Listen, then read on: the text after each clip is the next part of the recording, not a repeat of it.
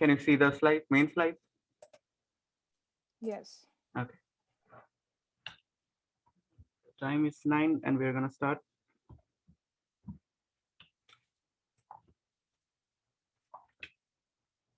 So thank you for coming out and taking part in this year's graduate research colloquium. My name is Shrey and I am the moderator for today, at least this section. Just a couple of ground rules before we get started. Each contestant will have about 12 minutes to present.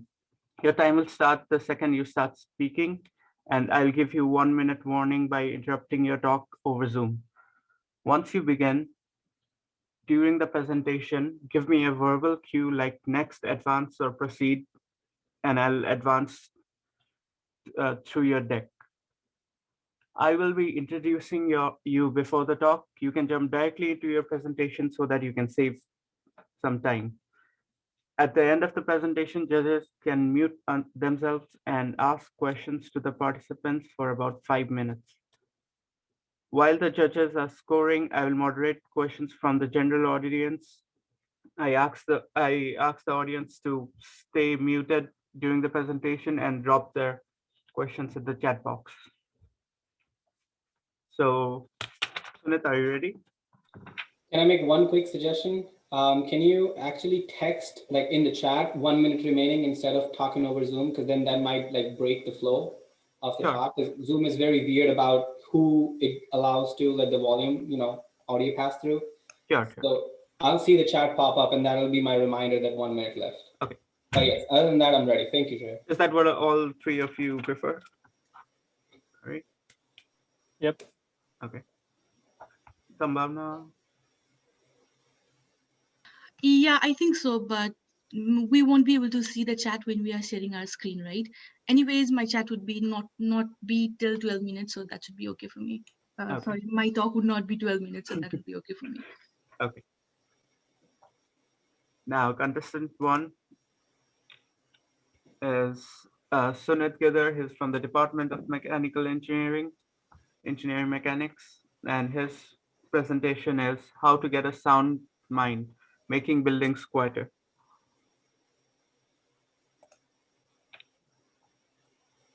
Thank you for the introduction, Trey. You can just go to the next slide and we'll dive right in.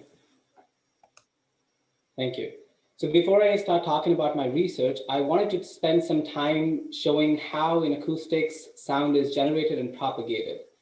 Trey, the animation stopped. Okay, there we go. So if you look at the surface vibrating on the left, you see that as that surface is vibrating, it's imparting some of that vibrational motion into the air molecules right next to it. This added energy into the air molecules is then leading them to vibrate themselves, which is further propagating that energy to the next air molecules and so on and so forth. And that's how in acoustics, sound is generated at the vibrating surface and then propagated through space. Next slide, please. Cities around the world are building more and more multi-story constructions to satisfy the demands of the growing population. Because of the cost constraints in a lot of these buildings, they're moving towards lightweight and cheaper, cost-effective assemblies such as wood structures or tiled floors. In these lightweight structures, footstep noise is one of the biggest concern among the residents. Next slide, please.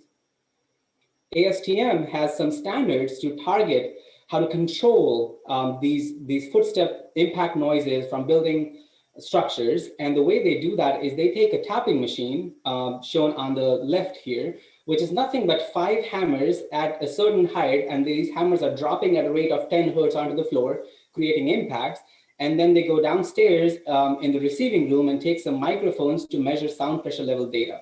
This measured sound pressure level data is then compared to a reference curve using a certain methodology. And this methodology is very, very well explained in the standards. But the essence is that you compare the positive and the negative deficiencies to this reference curve, and that gives you basically one single number that explains what's happening in the entire bandwidth that's under study. Now, keep in mind here that we are only using sound pressure level data. We're not looking at the input, what the force is, because the assumption is that this is a very standard tapping machine. So whatever the force it puts in on one structure should be the same for any structure.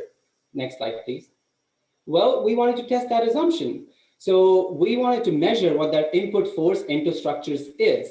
So what we did was we first of all took out 4 of the 5 hammers. This was just to make our life simpler. And on the 5th hammer, we manufactured the input shaft so we could put a force transducer in it. And in the picture on the right, you can see where that force transducer is. Now, keep in mind that the total weight of the shaft is still the same as described in the standards, and the height that it drops from is still the same. We just are able to measure what that input force is. We then took this machine to 7 different floor assemblies in the Houghton Hancock area. Next slide, please. And the results are shown on the left. These are the 7 different floors. Oh, sorry. Okay, too fast, Ray. Let's go back. Further back. There we go. Next one, please. Perfect. This is not working, sir, but okay. That's my feedback for later. But you can see these 7 impacts on 7 different floors on the left, and these impacts range from 200 Newton to about 1800 to 1900 Newtons. There's a big difference, about 8 to 10 times different for different floors. And if I characterize those as heavyweight structures or lightweight structures, you can see those graphs on the right. And you can see that clearly there's a distinction between the 2 floors. For lightweight structures like a hardwood assembly, our force levels range from 200 Newton to about 400, 500 Newtons. And for heavyweight structures, our force levels are 1800 to 2000 Newtons.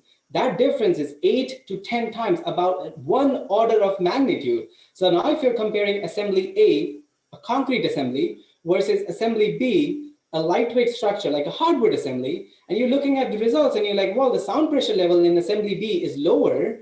You don't know if that sound pressure level is lower because the assembly itself is better, or the force itself was 10 times lower for the hardwood assembly. We don't know that. Next slide, please. Another major issue with the tapping machine is that it operates at a frequency of 10 hertz. And I've made just one graphic here to show you the frequency range from 50 hertz to 250 hertz. And you can see that we have excitation only every 10 hertz. We don't have any signal for 90% of our bandwidth, which means we may miss a critical mode of the system. One of the examples of the modes of the system I've shown on the right. Now, these modes are extremely important because these are what radiates sound in the receiving room. And if there's a mode that is important for footstep noise, but we miss that because we are missing 90% of the signal, then we are inducing unnecessary errors into our calculation. Next slide, please. Now let's talk about the output side. At the output side, we have an assumption that the sound field is diffuse for the ease of measurements. And what the diffuse field essentially means is that at any given measurement location, sound is equally likely to come from any direction. This makes our life much easier because we can do a lot of things with that assumption. And the way that works is, if you look at the figure on the right, as the sound is radiated from the ceiling, it gets reflected off the walls and other reflective surfaces in the room. And with that diffuse field assumptions, you can basically ignore all that. You don't need to know how much of the sound was reflected, how much was not. You just, if it's a diffuse field, it makes your life much easier. However, next slide, please. That assumption only works over a certain frequency called the Schroeder's cutoff frequency. And the formula I've shown up top, it's the FCO. That Schroeder's cutoff frequency depends upon T60, which is a metric of how soon the sound decays in the room, and V, which is the room volume. When we do these calculations for a lot of the rooms we see in the industry, we see that they are diffused between 200 to 250 hertz and above. However, for the ASTM standards, we measure data down till 50 hertz. So between 50 hertz and 200 to 50 hertz, all that is measured using an incorrect assumption. All the data we have in that frequency bandwidth is essentially wrong because we cannot and should not ignore all the reflections from the walls and other reflective surfaces. And that's what we are doing right now. Next slide, please. So what we are proposing is a simple energy out by energy in ratio to characterize these floor ceiling assemblies. Now recall, right now, we're not even measuring that input. We don't have a measurement of what that force level looks like. So we don't have a ratio. We're just looking at the output. And even for the output, we are looking at just sound pressure level, which is not the energy of the room. Sound pressure level is dependent on the room itself, but it's not the energy of the room. So I'll talk about how we are doing the energy output later. Next slide, please. So for the proposed input method, we are using one single impactor where we can measure what that input force is. Now, this graph on the right is a very real, actual source we tested in our lab. This is real data of a real source. And if you compare that to the graphic I showed you earlier, we only had excitation for 10% of the time, and 90% of the time we didn't have any signal. Compare that to that.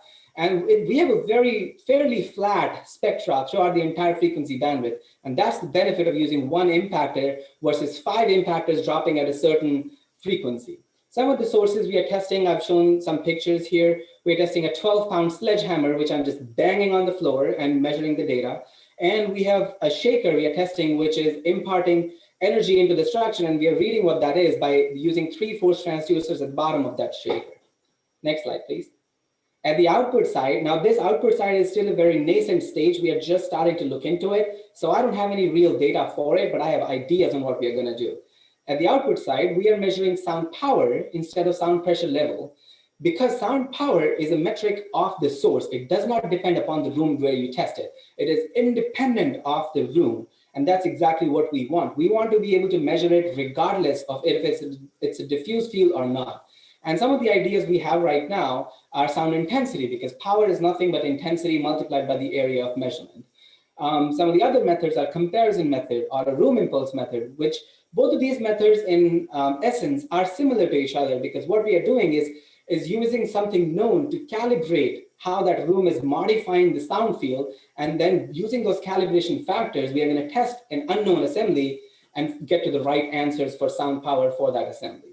MLS signal is something similar, but on the input side, where we have a deterministic input signal going into the structure, and then we're using that to calibrate too. Next slide, please. So for the current and future work, we are trying different input methods for multiple floors, and we are evaluating ways we can measure sound power in the field. For the final proof of concept, we are not there yet, obviously, but when we get to that stage, the way we want to show that this method is effective is we will rank order several floor ceiling assemblies using our current ASTM method, where we don't measure the force at all, and our proposed method, and the subjective ratings of the residents to show how our proposed method has improved upon what these residents feel about these buildings. In the end, I want to open up the floor for any questions. Thank you.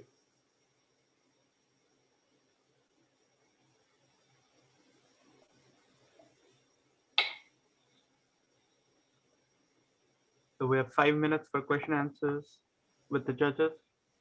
An audience can put their questions in the chat.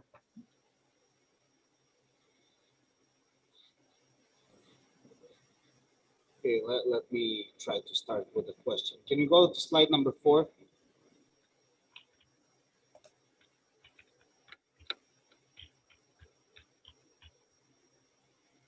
This one? No, next one. Sorry.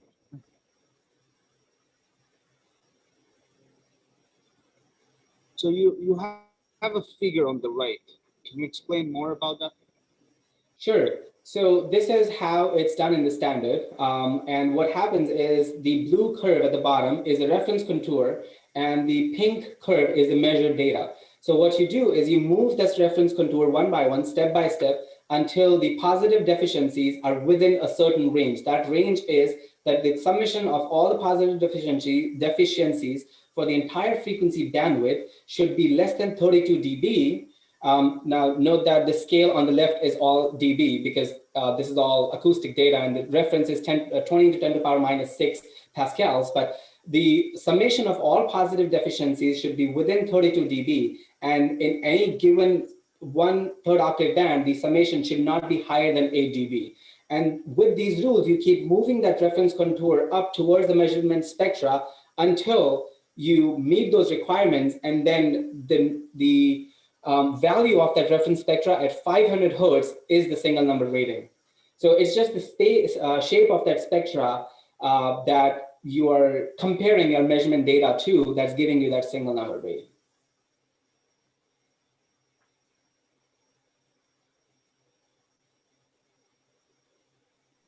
Good. I have no more questions. Yeah, I have one question. What's the main contribution of your work compared to other studies? So that's a good question. The last time anybody worked on this was in 1960s. This standard was written in 1960s when we had heavyweight structures, and that's why nobody thought of measuring the input force because, well, for heavyweight structures, it's about the same as we saw later. However, since 1960s, we have moved to much lower weight construction, lightweight constructions, and those input levels are completely different. So my contribution, the first and foremost, would be to start measuring what that input force looks like. Because if it is one order of magnitude difference, then you don't really know why one assembly is quieter than the other, because the input level itself might be 10 times lower or 10 times higher. The second biggest contribution is ability to measure, and that's going to take 2 years. That's our next step now. Ability to measure sound in rooms, regardless of if it is a diffuse field or a non-diffuse field. So that goes back to the sound power measurements. Some of the ideas we're looking at, those are not the only ideas we're looking at. We're evaluating more ideas too, because we know that it is not a diffuse field in those lower frequencies, and we want to come up with a method that doesn't rely on that assumption that it is in fact a diffuse field, because that induces errors in our calculations. So related to that, how do you recommend to update the ASTM standards? So I'm actually a part of the ASTM committee. We have a committee E33, which writes the standards for environmental and building acoustics. I'm an active member of that committee, and I am running a task group that is looking into this right now. So every 6 months we have a meeting, and I share my results, and we talk about what other people are doing in their labs too. We use all that data to also show why we are doing what we're doing. The end goal, however, is to include these in the standards themselves. ASTM has 3 standards that define how the floor ceilings would be tested. One for the field measurements, other for the lab measurements, where you just measure in the lab and it's the same lab always. And the third one is you compare all that and just talking about how this data, the reference contour, that's the third one. So our goal here is to include whatever I'm talking about through that task group into the actual ASTM standards. Now, ASTM standards is a very political thing. That's why we started now, so that we can get people on board, that by the time we have concrete results, everybody would be on board with why we need to do what we need to do to make lives of people easier and better and more quieter. So we're out of questioning time. So I would request the judges to note down their scores for the presentation and tell me when you're done. Thank you, judges. Thank you, Shreya. Thank you, Sarvila.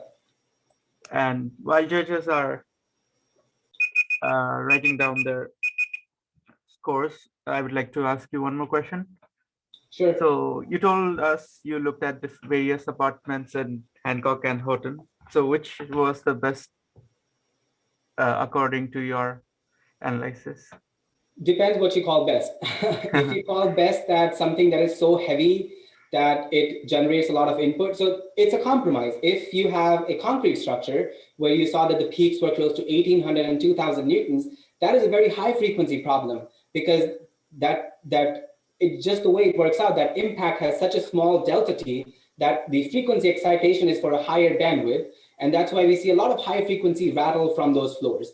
My house was the one with the lowest floor impact levels. It was the hardwood floor with 200 Newton impact levels. And that makes it a very low frequency problem. So my downstairs neighbors is probably cursing me when I walk all the time, because it is a very low frequency thudding noise. So it's a compromise on what you want to do. But the step one is to figure out what the problem is, and then like target where that problem is, and then go to the next step. Right now, we don't know where the problem is to begin with in these ASTM standards. So when you ask me what is the best floor, I would have to say mine, because it generates the lowest input force levels. However, at the same time, it's more low frequency problem, which is also equally annoying. So don't have a right answer there. Yeah. Okay. So if the judges are done noting down the score, we can move to Utkarsh's slide.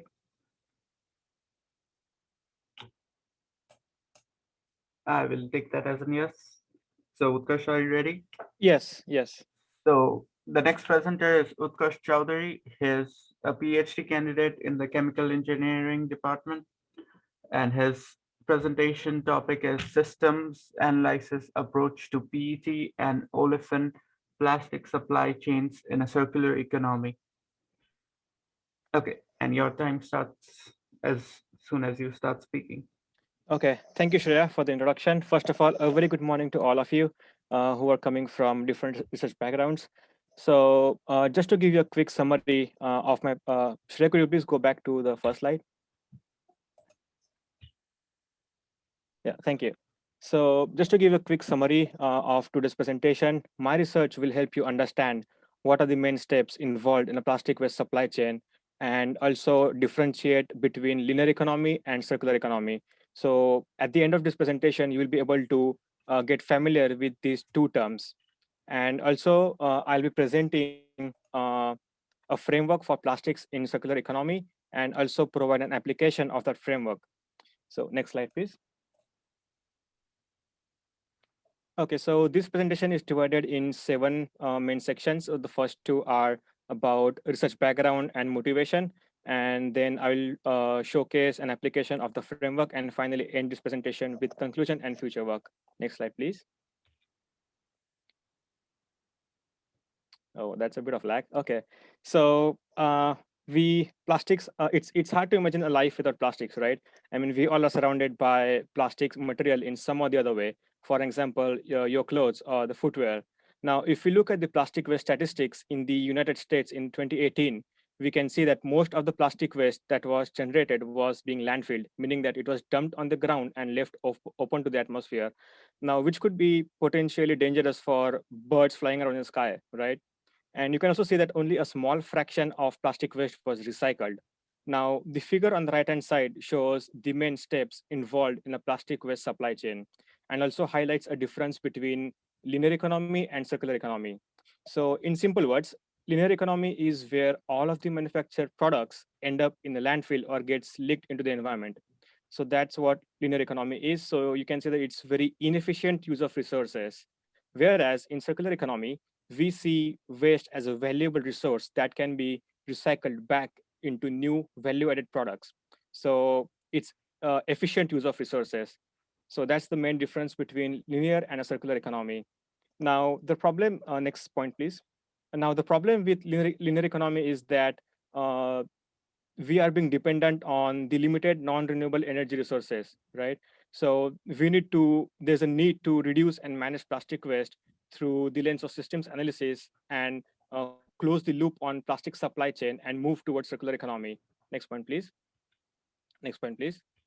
So, but how do we implement circular economy, or how do we close the loop on the plastics, right? Well, chemical recycling technologies that convert plastic waste back into plastic products are thought to be a solution to implement a circular economy in plastic waste supply chain. However, what we don't know about these technologies is that, next slide, please. So there is a lack of understanding of environmental, economic, and social impacts of implementing these technologies at systems level, because they are still the subject of research and not widely available on commercial scale. So therefore, we propose this framework called as Systems Analysis Framework for Plastics in Circular Economy to address that research gap. Now, the objectives of this research were to identify data sets associated with different steps involved in plastic waste supply chain, as shown in the yellow boxes on the right-hand side figure. So those are the main steps involved in plastic waste supply chain. And second was that to apply that data set towards the systems analysis of PET bottles in a circular economy. Now, next point, please. This framework can address multiple research questions, including, let's say, what combination of recycling technologies is needed to achieve a circular economy with minimum environmental impacts? Or how do the optimum material flow of PET bottles look like in a circular economy that has less environmental impacts? So basically, how do we manage waste in an environmentally friendly way? That kind of research question can be addressed using this framework. Next slide, please. Now, to do that, we developed an optimization model that utilized a linear programming optimization method. Next point, please. that had an objective of minimizing total greenhouse gas emissions of the system, subjected to those two constraints shown on the slide. Now, the figure on the right-hand side shows the main steps involved in a PET bottle supply chain. So that's our system. Now you can see that there are 7 steps involved in a plastic bottle supply chain. The first one is the virgin PET resin. Virgin PET resin means that plastic obtained from non-renewable energy resources. So that is being sent to a PET bottle manufacturing facility where PET bottle is manufactured, and then it is put on the market for consumers like us to use. And then after that, that PET bottle can end up in a landfill facility or incineration facility where it is burnt for energy recovery or collected for recycling, right? So that's what the whole system is about. Now, next point, please. Yeah.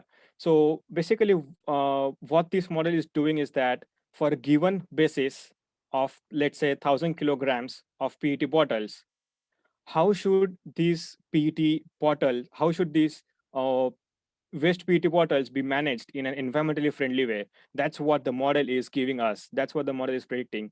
So to summarize this model, we are giving emission factors as an input data to this model. And then the model is predicting optimized material flow of waste PET bottles with minimum greenhouse gas emissions. Next slide, please. Okay. Yeah, sorry for the lag. So these are the results from our optimization model. So this figure shows the optimized material flow of PET bottles in a circular economy. So you can see that the model predicted to recycle all of the PET bottles at the end of its life. So after it's used, we should recycle PET bottle. That's what the model is it's predicting. Now, now we should recycle plastic bottles instead of sending it to a landfill or incineration facility, right? And next point, please. Yeah, so the model also predicted that we need both mechanical as well as chemical recycling technologies to achieve a system with minimum greenhouse gas emissions. And next point, please. Another thing to observe here is that the virgin PET, as shown in the figure, where 1 is marked. So virgin PET is nothing but PET plastic obtained from non-renewable energy resources. So that amount was found out to be equal to the process waste coming from manufacturing facility, MRF facility, and recycling facilities. So 119 kilograms is equal to process waste going to landfill. So 20 kilograms plus 30 plus 29 plus 40. So what it means is that virgin PET is only needed to cover the waste occurring at processing stages. Next point, please. Now, we can also see that chemical recycling technologies can help reduce the consumption of non-renewable energy resources. How is that and why is that? Well, these technologies can create a product that is of high quality. So the quality of the chemically recycled resin is equal to the virgin PET resin. Okay, next point, please. We also conducted a scenario analysis of our system and also calculated the circularity of the system. Now, we tested 6 scenarios as shown in the table. So the first scenario was linear economy, where all of the plastic bottles end up in a landfill facility. So that's 100% landfilling. Second was how is PET, second scenario is how PET bottles are being currently managed in the United States. And third is the R scenario, which was shown on the previous slide. And fourth and fifth are the only mechanical and chemical recycling scenarios. And sixth scenario is where there is no waste at all at any processing stages. Now, circularity is basically, it tells us, it's a metric that tells us how circular is our system, right? Or it can tell us the amount of material that is being circulating back into the loop and not going outside of the loop, meaning that not going to landfill. So yeah. So we find that with increase in circularity, there is decrease in greenhouse gas emissions of the system, which makes sense because we are not being dependent on the limited non-renewable energy resources, right, which have higher environmental impacts. Next slide, please. Okay, coming to the conclusions. So recycling was found to be environmentally beneficial at systems level, provided that there's a combination of mechanical and chemical recycling technologies. And implementing a circular economy can result in greenhouse gas emission savings of 24% when we compare it with 100% landfilling of PET bottles. And finally, we saw that with increasing circularity, there is decreasing greenhouse gas emissions. Next point, please. So future work would involve to determine the economic and social impacts of implementing a circular economy in PET bottle supply chain, and also to look at the geographical data sets of recycling facilities and optimize the locations of those facilities to determine if centralized or decentralized recycling facilities are better. And finally, dynamic systems analysis of PET bottles can be conducted to look at the effects of change in market and policies that can promote a circular economy of plastics. And next slide, please.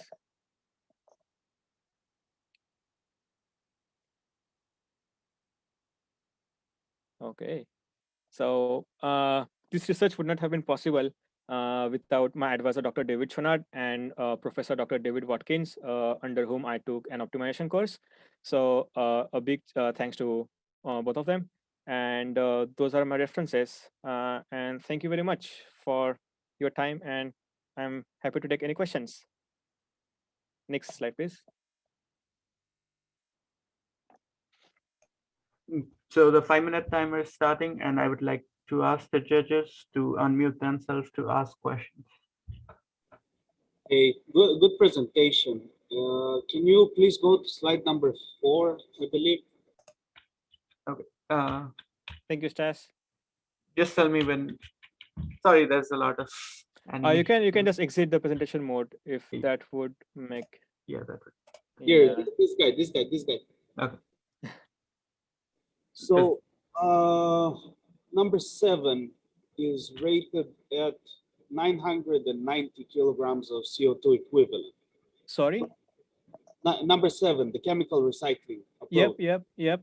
Is rated at 990 kilogram of CO2 equivalent. What goes into that calculation? So that's basically the total greenhouse gas emissions associated with that stage. So 990 kilograms of CO2 equivalents per PET bottles that are being processed through that step. So you can see that the input is 572 kilograms, and the emission factor of that stage, chemical recycling, the emission factor of chemical recycling is 1.73. So if you multiply that with the PET bottles that is going through that stage, you will get that number. So those are the basically greenhouse gas emissions of that stage. So if you look at stage 1, which is producing virgin PET, it has 3 times less emissions than the chemical recycling? Yes. So the model is predicting that instead of being dependent on virgin PET resin, we should chemically recycle the PET bottles. So the model is predicting what is the optimized material flow, right? So the virgin PET resin, you can see that the emission factor of that is very high. It's 2.77, right? Now, the objective of this model was to minimize the greenhouse gas emissions. So that's why model chose that instead of taking virgin PET resin, if we chemically recycle the PET bottles, we should get the less greenhouse gas emissions. So just a final question, if I may. Is it reduction, the figure itself showing that the 990, is it reduction of CO2 equivalent emissions, or this is the produced emissions? 320, I'm sorry? The number 7, the chemical recycling, 990 kilograms. Is it reduction or produced? That's produced. That's the produced greenhouse gas emission. That's not the reduction.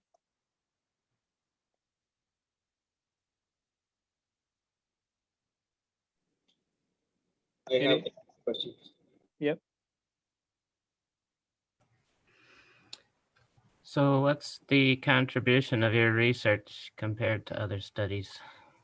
Okay, so the contribution of the study is that none of the studies has tried to look at the environmental impacts of implementing a circular economy at systems level, right? So this is kind of a unique study that has take a first step towards addressing that research gap. So in this, from this work, we have tried to look at the effect of implementing circular economy in plastic supply chain.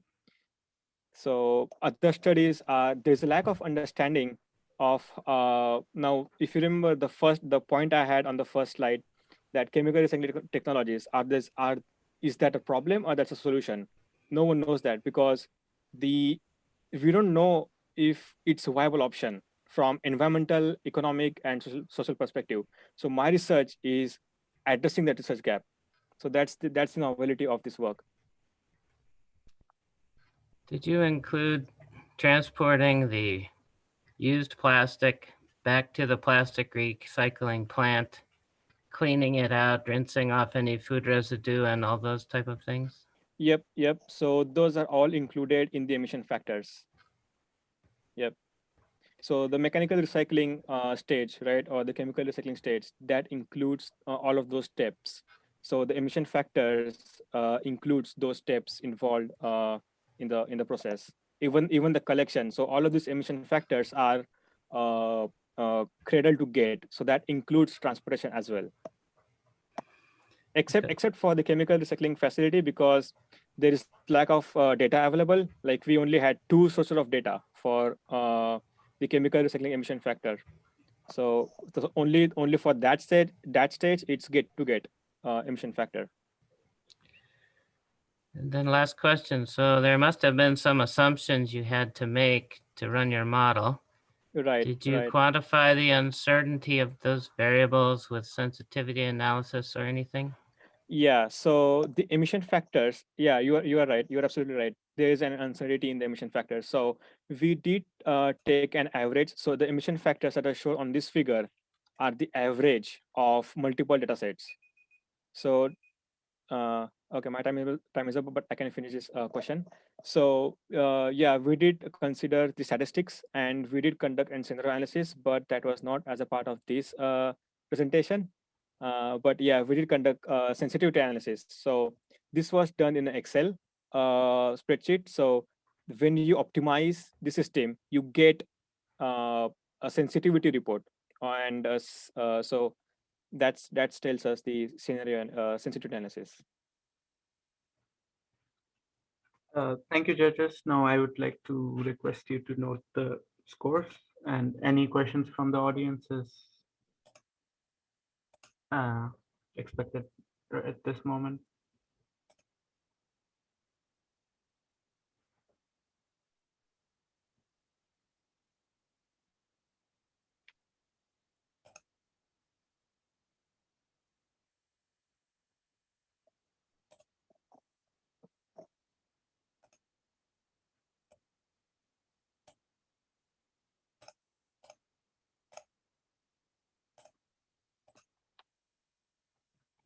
Okay, thank you so much for your time.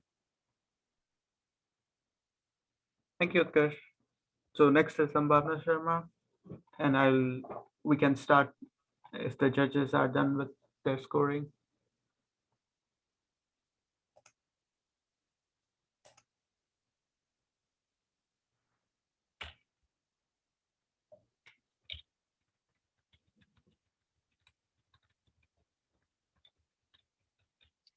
Shreya, you need to go back. Okay, this is your slide. Yeah. That. Yep. Okay. So the next speaker is Sambhavna Sharma. She's from the Department of Physics, and her presentation is exploring boron nitride dots for photovoltaic applications. My bad. Okay. If you're ready, we can start the timer. Yeah, sure. Let's go ahead to the next slide. So this is going to be the outline of my talk today. I will start with motivation, introduction, my research, and the future work. So next slide. Sunlight is an excellent source of renewable energy, and to use this sunlight, a device called a solar cell is required. This transfers light energy to electrical energy, and since silicon is used widespreadly for this purpose, hence the name silicon solar cell. These silicon solar cells can produce 1 electron hole pair per photon, so its theoretical limit is 32%.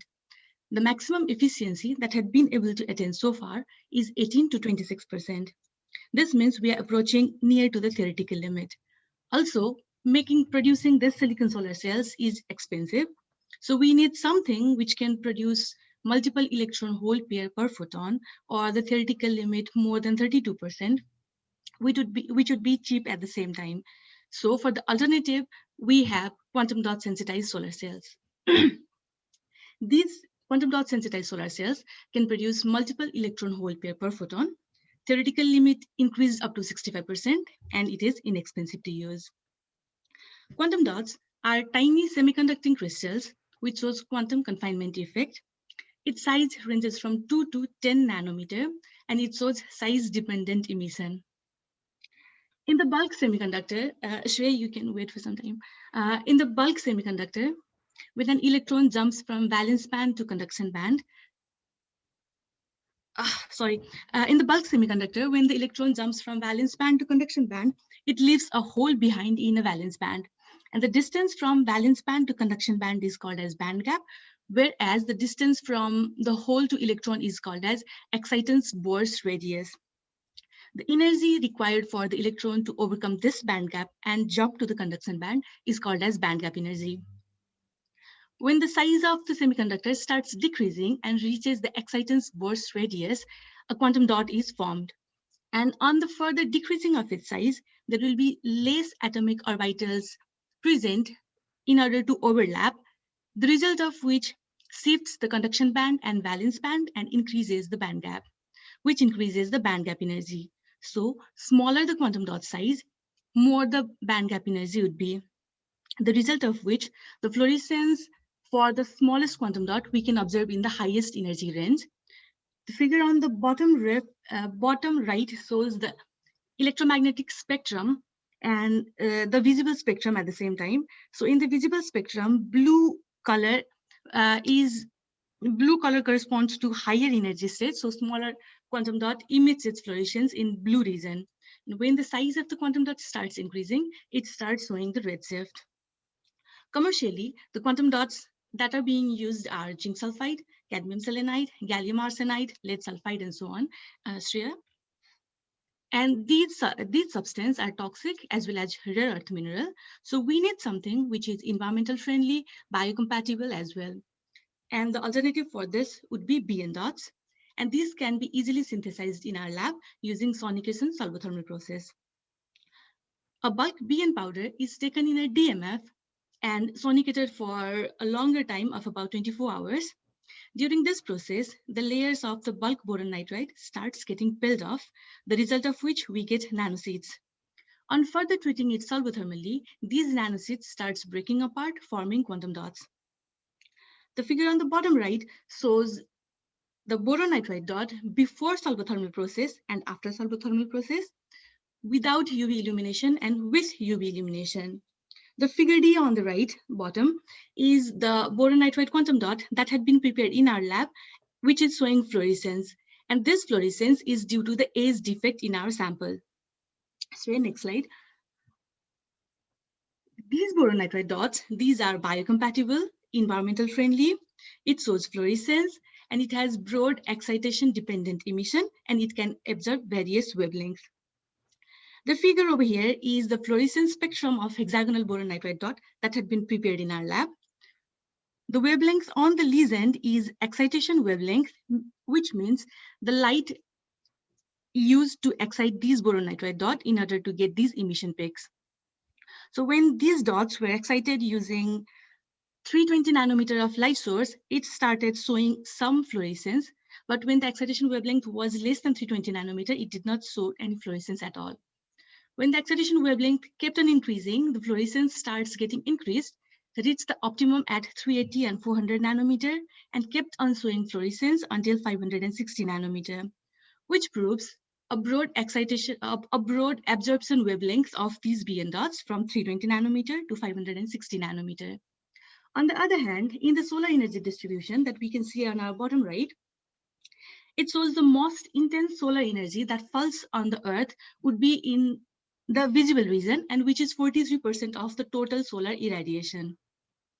The wavelength of this solar energy emission matches well with the absorption wavelength of our boron nitride dot. So if we are able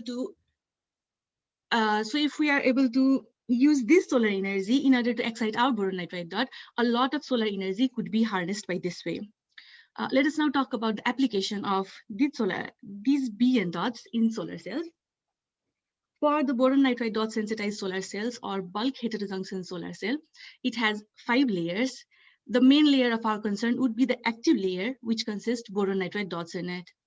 When a sunlight falls on this layer, electron-hole pair is generated, and the electron travels all the way to the bottom conductive substrate through electron transport layer, and the hole transports all the way to the top electrode layer through hole transport layer.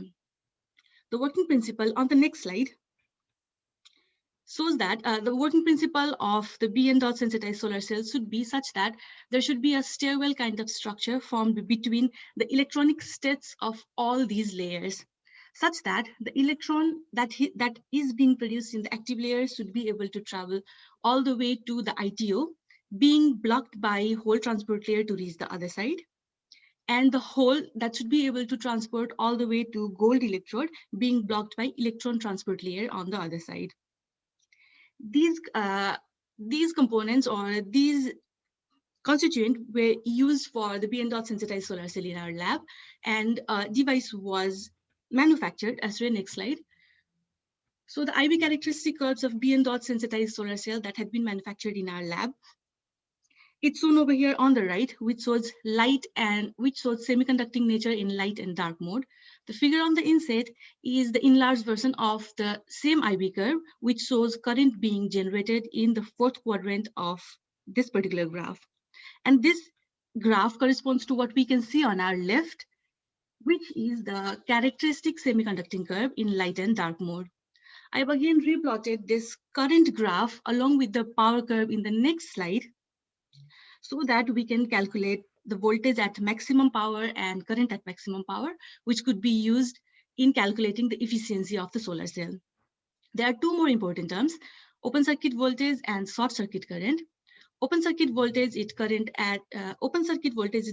voltage at 0 current, and short circuit current is current at 0 voltage. If someone is able to increase these 2 terms, open circuit voltage and short circuit current, efficiency of a solar cell could be increased. For this particular device, we have been able to attain the efficiency as much as 1.51%. This is still so less, but on the next slide, we can see the preliminary data of the solar cell that had been prepared in our lab using cadmium selenide.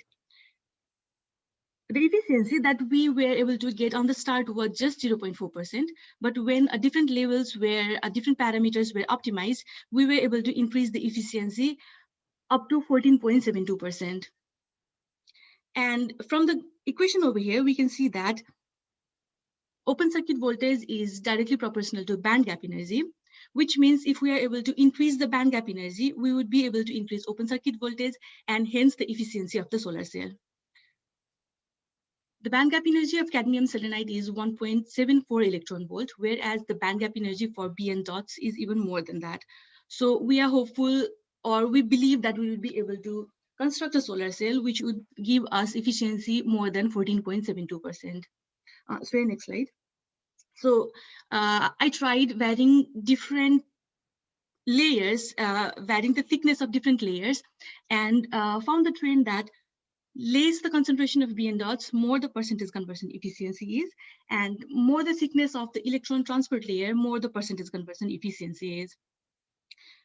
The value that we are not getting proper over here is due to the leakage within the device. It might be the electron and hole, they are recombining itself within the device itself before the current being generated. So this could be due to the ununiform coating of the layers, or on the edges of the device, electron and hole pair could be recombining. So to overcome this defect in the future, next slide, I would be optimizing electron transport layer and hole transport layer. I'd be working on thickness and uniformity of the active layer, and I'll try is functionalizing my BN dots. Thank you if there is any question, and I would like to thank everyone for being here to my talk. Thank you.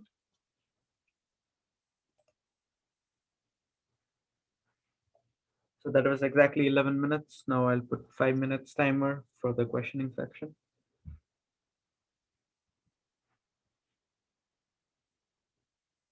I would like to request the judges to unmute and ask if there's any questions. Very nice presentation. I enjoyed that. Quick question on the efficiency. So you showed how much were you able to achieve, and what's the theoretical? What would be I would say, the optimal efficiency of the solar cell that you will be able to achieve with the quantum dots that you're experimenting with? So the theoretically that had been reported on a normal sunlight condition would be 65% using the quantum dot. But since we still don't know what exactly the band gap energy of BN dots is, we would not be able to predict the exact theoretical efficiency that we would be able to manufacture. Thank you.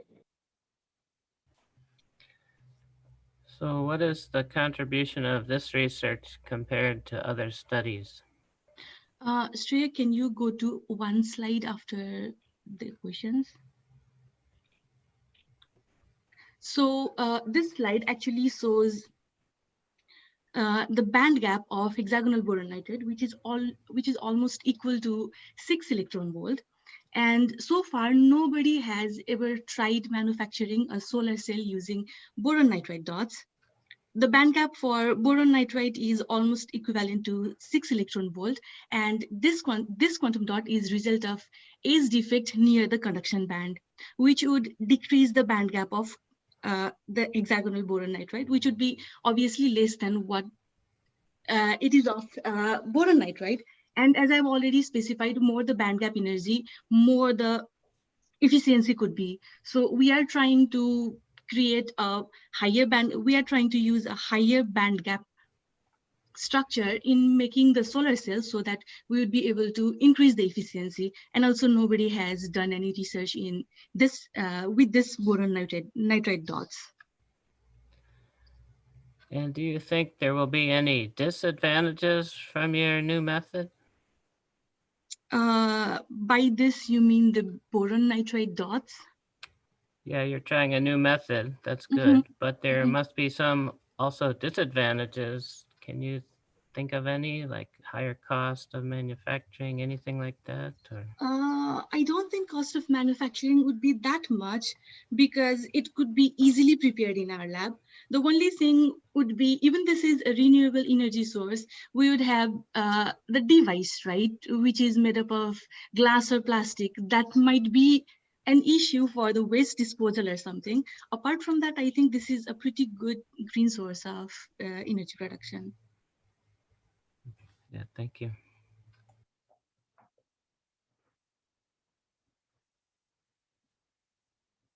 If there are no questions from the judges, I would like to request them to note down their scores. And I would be happy to take questions in the chat box from the audience.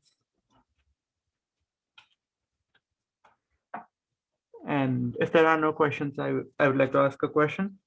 Yeah, sure. So the production method that you're using for your quantum dots, can it be used in the industrial scale, or will the production method have to change if it needs to be produced in a industrial scale? We can use it in for the production scale. We can definitely use it. It's even easier to what people are using, so we can definitely use it in production scale. Okay.